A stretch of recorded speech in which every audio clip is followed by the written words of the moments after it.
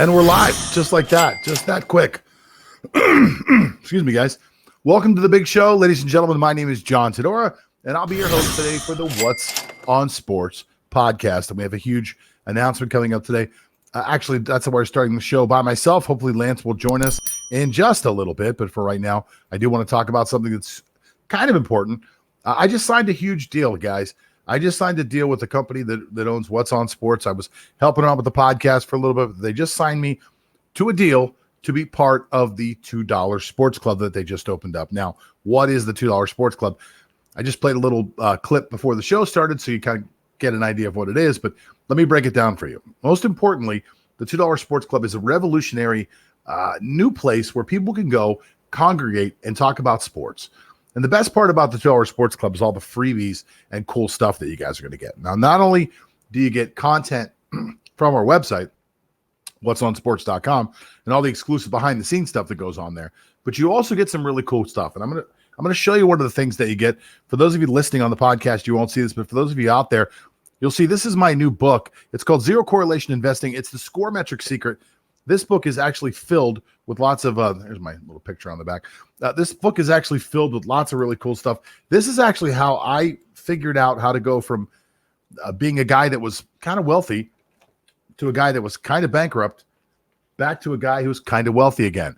I figured out a way to use backtested historical data in sports and find patterns inside the matrix that a lot of people can't find.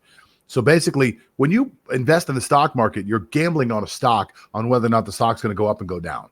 That's basically what the stock market is. People can say they know something. People can say they understand the stock market. But the reality of it is you're gambling with your money. You're trying to make your money grow by gambling on whether they're safe bets, safer bets with small returns, or more risky bets that you're hoping to have larger returns. Well, I figured out a way to use the exact same kind of patterns and systems that the people do that are some of the best traders in the world. And I use the exact same thing to create, sorry, my headphones fell out here. I do the exact same thing to create, there we go. Now I'm back again. Sorry about that, guys. I do the exact same thing by creating a portfolio of systems that you can use to trade sports like other people trade stocks. Now, you can go over to my website, which is sportstradingsystems.com, or you can join the $2 club and you can get my book and access to me doing live seminars for free. It's only $2 a month. There's a link in the description below, and there's a great deal going on right now. It's $2 a month normally, and then also there's a great deal going on that is $12 for a lifetime membership. So again, the link is in the bottom of the description below. You guys can check it out. Now, we've got some huge things happening today. And again, Lance, the sports nerd, is hopefully going to join me a little later on for the show. We are having some technical difficulties, but I didn't want to be late for you guys. So I started the show. Hopefully Lance will jump in a little bit later on. Lance is going to jump in right now, actually. Let's see what happens. Now, I cannot see Lance, but I think you guys can see him. If not, you'll be able to listen to him. Lance, how are you today? I'm not doing so well, obviously. We're having technical difficulties. I'm trying to remember if I ate some nuts today, because apparently there's this urban legend wherein if you eat nuts, there will be some technical difficulties happening along the way. So I'm trying to put a finger if I did eat nuts today. I can't remember it. Oh, well, so now you can see me on the screen. So I'm there. Yeah, so, I can see. That's a good sign. I actually can't see you. So whatever's going on our end is our problem. I can't see you, but the people at home can see you, which is good to know. Lance, welcome to the show. It's great to have you here. I don't know about the nuts. Okay. I have no idea if that's something that you grew up thinking. I'm not sure what that's really about. But anyway, we got a lot of people watching out there. We are broadcasting live on Facebook and on YouTube. And of course, we're going to go into lots of cool stuff out there. Now, the first thing we're going to do is we're going to fire off some quick fire news. We call it news that just happened over the last 24 hours or so. Lance is going to read off the news. We'll read and react. And the rest of the show is actually based just around you guys. So if you guys want to leave comments, we'll answer any of your questions that you pitch into the comment section. We've also got some comments that came in from some of our readers that wrote into the mailbag, so we'll be able to do a little bit of everything. So, Lance, let's start with the quick fire news. Okay, so let's get the ball rolling with Super Bowl MVP Tom Brady. So apparently he just had knee surgery. So head coach Bruce Arians actually initially described the procedure as a quote-unquote cleanup of the knee. But it would take him 4 months to recover. So it looks like it's more than just a cleanup. So that would take him up until June to potentially be back in practice. So still barely just in time before they defend their Super Bowl title in 2021. But is this injury something to be concerned of for Tampa Bay, you think? Well, look, I can speak from my own personal experience. I've had 4 knee surgeries. I had 3 arthroscopics that are considered cleanups, and then I had 1 reconstruction. The arthroscopics I bounced back fairly quickly with, and the reconstruction was a disaster. It took me months and months and months, probably 6 months to get back to even close to normal, and my knee never really did bounce back 100% for me. A lot of that falls on how I rehabbed. I'm not Tom Brady. I don't do Pilates. I don't do all these stretching exercises that I'm certain would have helped a lot. So a lot of it falls on me.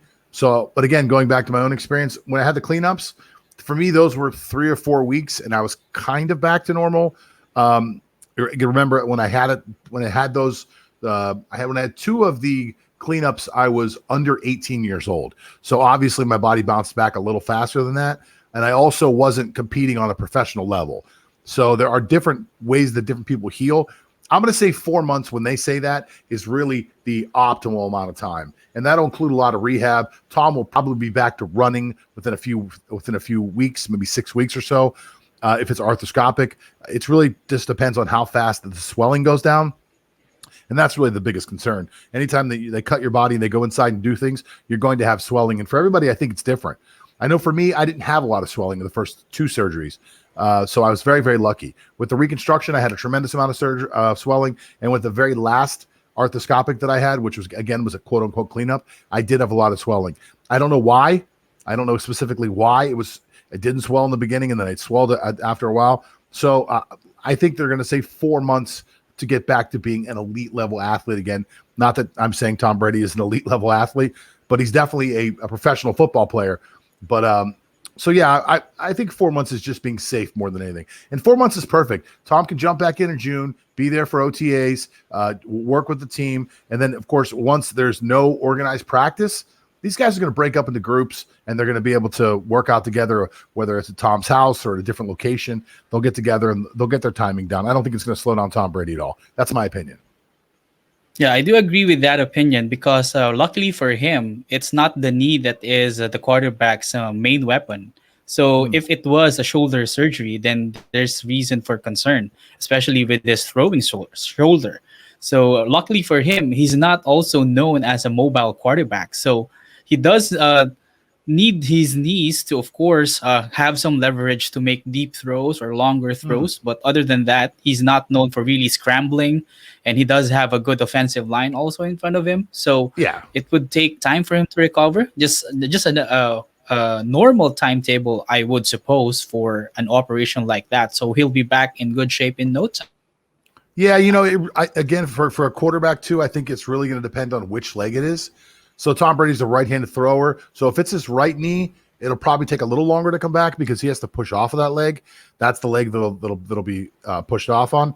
If it's his left knee, it's a little more worrisome because I believe his left knee is the one that had the reconstruction done years ago.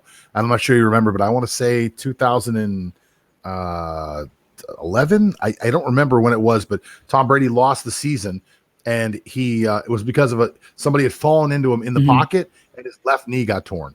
So it was a reconstruction of his left knee. So if it's the left knee, again, it's a little worrisome because then it could be another problem. If it's the right knee, it could be just something as simple as he stepped wrong and had a small tear in it. It's just got to be sewn up, and he'll be fine and ready to go. But again, he pushes off the right leg. So to me, I think it's 2 different conversations. If it's a right leg, it may affect the way he throws because he pushes off of it. If it's a left leg and the left leg's been hurting him, it could affect him psychologically. A lot of quarterbacks never recover from having somebody fall at their feet and getting injured that way because psychologically it's just something you can't control. You're always going to stand in the pocket. You're always going to step forward with that left leg, and someone's probably always going to be falling around your feet. So you'll always have that thought of like, oh man, it's going to happen again. Oh, it's going to happen again. Oh, it's going to happen again. I know for me, excruciating pain whenever I had my knee done, and it was whenever I hurt my knee, and I never want to feel that again. And every once in a while, I'll step the wrong way, or I'll be playing basketball, and I'll kind of like make a lateral move, and I'll think about it. So let's see. Do you know which leg it is, Lance? Apparently, they did not mention it in the article. Actually, it's based on an article by Yahoo Sports, by the way, but they did not mention specifically what knee it is that they are getting an operation on. We got a comment from the section from the comments right now from Florence Uzbazio, that guy right there. He says he has the highest quarterback IQ. He can survive that. Yeah, he's a smart guy. He's obviously never, like Lance said, he's never been this amazing athlete. So I don't see that the knee's going to slow him down a lot.